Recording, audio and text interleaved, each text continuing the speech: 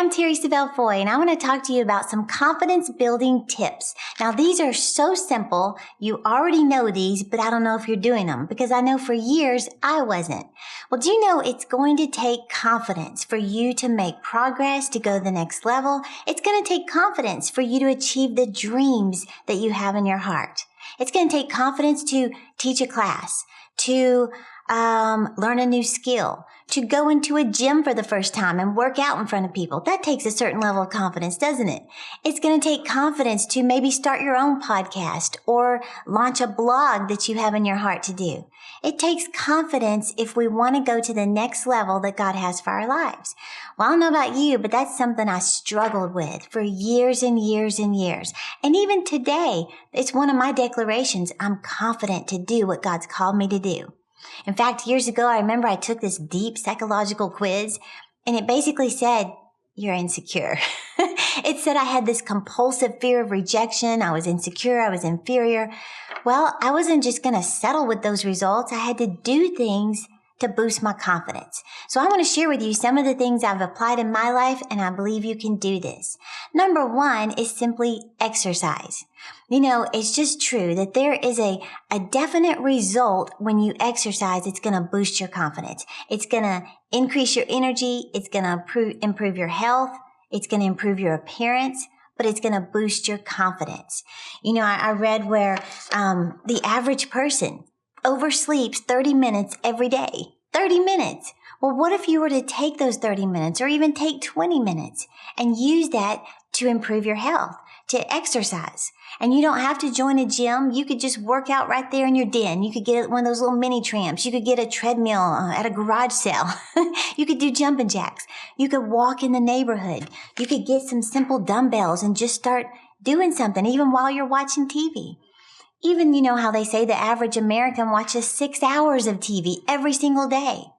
Well, just take 20 minutes, still watch your 5 hours and 40, but go for a walk for 20 minutes and do something to improve your appearance and the way you feel about yourself. I read where there's a direct link between physical health and emotional health. So when you start exercising, when you just show, hey, I care about myself, I care about my body, it's going to boost your confidence. You're just going to look better and feel better. Number two is looking confident.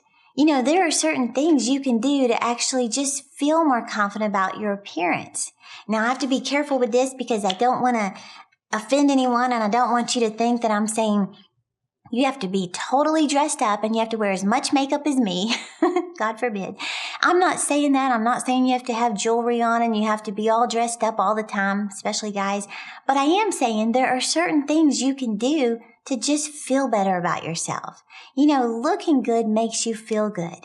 And when you sometimes just get a new look, just a few little changes to give you a new look, it can actually give you a new attitude about your future. Listen to this. Well, you may have even heard how, you know, when I graduated from college, I got a degree in French, but a minor in communication studies. Well, in those classes, you know, we discovered that 93% of the way we communicate is nonverbally, you know, body language, but nonverbal communication. Well, that includes everything from hand gestures to facial expressions, eye gaze, you know, but also it includes clothing. And these are some of the things that we discovered is that just by observing the way a person dresses, you can tell whether or not they're depressed, going through a hard time, athletic, motivated, successful, busy, fun, or just don't even care. Those were just some of the things we observed just by the way a person dresses. If you don't believe me, go to a hospital or a clinic in the waiting room and just look around at everybody. I've been one of them in the baggy shirt and the sweatpants and the hair's messed up. The truth is, looking bad makes you feel bad. Well, like I said, just making a few small changes in your physical appearance can make you feel better about yourself. You know, I can't help but think about the story in Mark chapter 10. You remember the story about blind Bartimaeus? You know, he was blind, and of course back then, if you were blind, you just assumed the position of a beggar. Couldn't get a job. They didn't consider you valuable and worthy enough to do anything. So they just stood on the side of the road and begged people for food, for money, for clothing. Well, blind Bartimaeus is standing on the side of the street, and all of a sudden he hears that Jesus is walking by. Well, he starts yelling, Jesus, Son of David, have mercy on me. And everybody said, shh, be quiet. Well, he yelled even louder, Jesus, have mercy on me. Well, I love how the Bible says Jesus all of a sudden stopped and heard him, and he told him, he said, come here. Well, as soon as Bartimaeus heard that Jesus was calling him, first thing it says is he threw aside his beggarly clothes. He threw aside his coat and he ran to Jesus. Well, and you know the rest of the story. He healed the man. But why did Bartimaeus throw aside his beggarly coat when he ran to Jesus?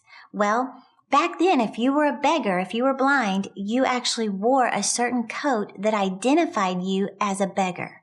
Well, Bartimaeus didn't want to be identified with that old lifestyle, with that old mindset anymore. So he threw that aside saying, that's not who I am anymore. I don't identify with that piece of clothing anymore. Well, I'm telling you, a new look can give you a new attitude about your future. So I don't want to hash on that, but I'm just saying, put a little mascara on. Like I said, maybe not as much as me, but just, put a tie on, add a scarf, get a new hairstyle, or, just make a few small changes that will make you feel better about yourself, whatever that means to you. My third point, and this is more of an inward change, is to speak positively about yourself. Stop saying negative words about yourself. Stop putting yourself down. In fact, don't let another negative, unkind word come out of your mouth about yourself ever again. Why? Because you're listening. Stop saying things like, I'm overweight, I'm so fat, I have a slow metabolism. Stop saying things about how ugly you are. Stop talking about how insecure you are. Stop talking about how your life is never going to improve. Everybody else seems to make progress but you. Stop putting your own self down. Instead, start making positive declarations about yourself. I like what Joel Osteen says. Use your words to change your situation, not describe it. And he says, if you'll change what you're saying, you'll change what you're seeing. So start saying things like, I'm disciplined, spirit, soul, and body. I'm energetic. I'm fit, firm, and muscular. I'm lean. I'm proactive. I'm on time everywhere I go. I'm successful. I'm highly favored of God. Think about that. When you start saying those things, eventually your mindset is going to rise to meet what your words are saying. You're going to start to agree with those words. You've heard the phrase, whatever you repeatedly hear, you eventually believe.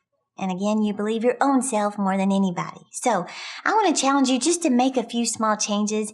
Just start exercising. Don't look at the 1 hour you don't have. Look at the 20 minutes you do have and just say, you know what? I can do that. That's something I can do. Make a few small changes in your appearance. Do whatever makes you feel good about you. And third, stop saying negative words about yourself. If you catch yourself saying something negative, just stop it and then say something positive. Exchange all those negative words for positive phrases. And I'm telling you, you're going to see your confidence go to a whole new level. So if you're enjoying the podcast, please subscribe to this channel. Follow us on Instagram, Facebook, and Twitter so I can keep you motivated to achieve your dreams. Thank you for watching, and I'll see you next week. I believe it's one thing to have a dream for your life, but when you discover God's plan for your life, that's the icing on the cake. It's more than a women's conference. It's a 2-day event that can change the course of your life. So make plans now to join Terri, Savelle Foy, and women from around the world at Icing 2016. You don't want to miss this unforgettable weekend of awesome worship, new friendships, fun-filled activities, and practical life application teaching with Terri. It's a sweet treat you don't want to miss. We'll see you at Icing 2016, October 14th and 15th at the Will Rogers Coliseum in Fort Worth, Texas. For more information and to register for this free event, visit terri.com. Don't wait. Register today.